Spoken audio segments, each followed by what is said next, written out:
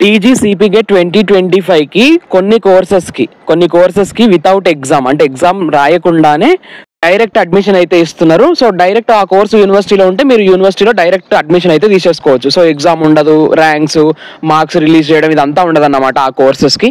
So ఇప్పుడు ఆ courses ఏంటి, మరి అడ్మిషన్ ప్రాసెస్ ఎట్లా ఉంటుంది అనేది నేను ఈ వీడియోలో చెప్తా. అయితే ఎందుకు ఇట్లా ఎగ్జామ్ లేకుండా డైరెక్ట్ అడ్మిషన్ ఇస్తున్నారు ఈ కోర్సెస్కి అంటే, సో ఉన్న సీట్ల కన్నా ఇప్పుడు సపోజ్ సెరికల్చర్ ఒక కోర్స్ ఉంది, సెరికల్చర్ అనే ఒక సబ్జెక్ట్ కోర్స్ ఉంది. సో ఆ కోర్సులో 40 సీట్లు ఉంటే మొత్తం అప్లికేషన్స్ అంటే ఆ కోర్సుకి అప్లై చేసిన వాళ్ళు 40 సీట్ల కన్నా తక్కువ మంది, అంటే 40 మంది కూడా అప్లై చేయలేదు అక్కడ. సో అక్కడ 40 మంది కూడా అప్లై చేయనప్పుడు 40 సీట్లు ఉంటే కనీసం ఒక 20 మందో 30 మందో చేసారు. సో ఇప్పుడు వీళ్ళకి ఎగ్జామ్ పెట్టి మార్క్స్ ఇచ్చి ర్యాంక్స్ రిలీజ్ చేయాల్సిన అవసరం ఏముంది? ఉన్న సీట్ల కన్నా తక్కువ అప్లికేషన్స్ వచ్చినాయి కాబట్టి ఎట్లాగో ఎగ్జామ్ పెట్టినా వాళ్ళకే సీట్లు ఇవ్వాల్సి వస్తుంది కాబట్టి సో ఎగ్జామ్ కండక్ట్ చేయకుండా సో ఉన్న సీట్ల కన్నా ఏ కోర్సులో అయితే ఉన్న సీట్ల కన్నా తక్కువ అప్లికేషన్స్ వస్తాయో సో వాటికి ఇట్లా డైరెక్ట్ అడ్మిషన్స్ అయితే ఇస్తారు. ప్రతి ఇయర్ కూడా ఇంతే చేస్తారు. ఇప్పుడు ఆ కోర్సెస్ లిస్ట్ చూద్దాము. చూడండి, ఇక్కడ ఈ సంవత్సరం డైరెక్ట్ అడ్మిషన్లు పొందే అవకాశం ఉన్న కోర్సులు ఎంఏలో Kannada, Marathi, Arabic, Persian, theatre arts and అట్లాగే ఎంఎస్సిలో ఎలక్ట్రానిక్స్, సెరికల్చర్. అర్థమైంది కదా? సో మొత్తం 1 2 3 4 5 6 7 కోర్సెస్కి డైరెక్ట్ అడ్మిషన్ అయితే ఇస్తున్నారు, ఎట్లాంటి ఎగ్జామ్ అయితే కండక్ట్ చేయకుండా. సో మరి దీనికి ఎట్లా ప్రాసెస్ ఏంటి అంటే, మన దగ్గర ఇప్పటి వరకు ఉన్న అన్ని సర్టిఫికేట్స్ తీసుకుని ఉస్మానియా యూనివర్సిటీలో ఉన్న అడ్మినిస్ట్రేషన్ బిల్డింగ్కి వెళ్ళాలి. ఉస్మానియా యూనివర్సిటీలో ఉన్న సిపిగేట్ అడ్మినిస్ట్రేషన్ బిల్డింగ్కి పోయి అక్కడ మన దగ్గర ఉన్న డాక్యుమెంట్స్ అన్నీ కూడా సబ్మిట్ చేయాలి. సబ్మిట్ చేసిన తర్వాత వాళ్ళు వెరిఫై చేసి సో అప్పుడు సీట్ అయితే అలాట్ చేస్తారు. కాకపోతే ఇప్పటి వరకు ఎట్లాంటి అఫీషియల్ డేట్స్ అయితే అనౌన్స్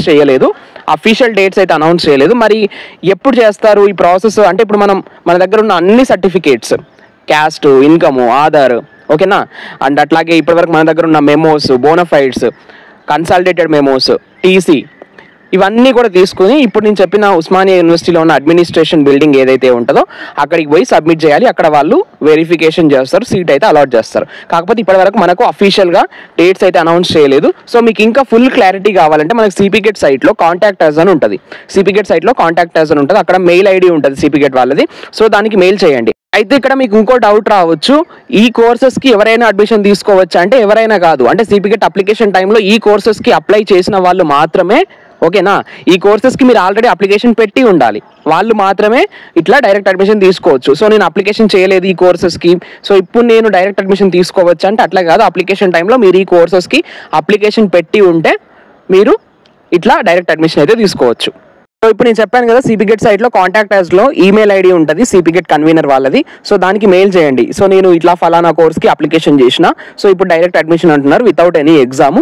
సో దీనికి ప్రాసెస్ ఏంటి అనేది వాళ్ళకి మెయిల్ చేస్తే వాళ్ళు మీకు వితిన్ 1 day రెస్పాండ్ అవుతారు. సో దాన్ని బట్టి మీకు ఫర్దర్ మీరు మూవ్ అవ్వచ్చు.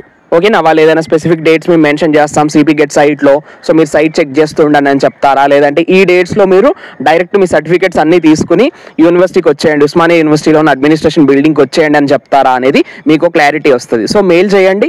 ఓకేనా, that's all for now. Thanks for watching. Stay tuned to our channel Science Feeds. No noise, only voice.